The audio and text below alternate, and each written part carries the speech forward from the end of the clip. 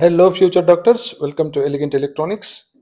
MCC ವೆಬ್ಸೈಟಲ್ಲಿ ಒಂದು ಹೊಸ ನೋಟಿಸ್ ರಿಲೀಸ್ ಮಾಡಿದ್ದಾರೆ 22/10/2025 this is regarding revised provisional result of round 3.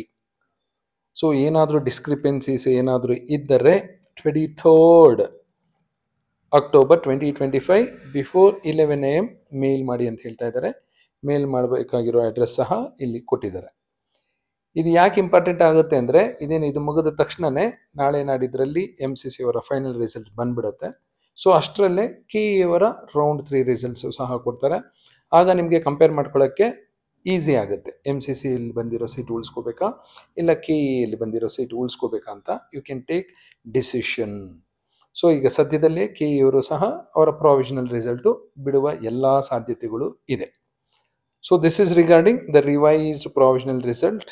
6:46 ಸಂಜೆ 6:46ಕ್ಕೆ ರಿಲೀಸ್ ಮಾಡಿದ್ದಾರೆ. ಅದಕ್ಕೆ ಮೊದಲು ಒಂದಷ್ಟು ಕ್ಯಾಂಡಿಡೇಟ್ಸು ಒಂದಷ್ಟು ಕಂಪ್ಲೇಂಟ್ಸ್ ಮಾಡಿದರು, ಇಶ್ಯೂಸ್ ರೈಸ್ ಮಾಡಿದರು. ಅದಕ್ಕೆ ರಿವೈಸ್ಡ್ ಪ್ರಾವಿಷನಲ್ ರಿಸಲ್ಟ್ ಬಿಟ್ಟಿದ್ದಾರೆ.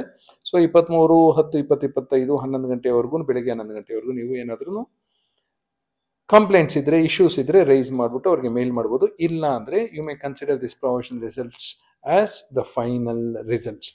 ಬಟ್ ಅಡ್ಮಿಷನ್ ಆಗಬೇಕಾದ್ರೆ ನೀವು ಫೈನಲ್ ರಿಸಲ್ಟ್ಸ್ಗೆ ಕಾಯಬೇಕು. ಅಲಾಟ್ಮೆಂಟ್ ಲೆಟರ್ನ ಡೌನ್ಲೋಡ್ ಮಾಡಿಕೊಂಡು ಕಾಲೇಜ್ಗೆ ಹೋಗಿ ಅಡ್ಮಿಟ್ ಆಗಬೇಕಾಗುತ್ತೆ. This is the notice released on 22/10/2025.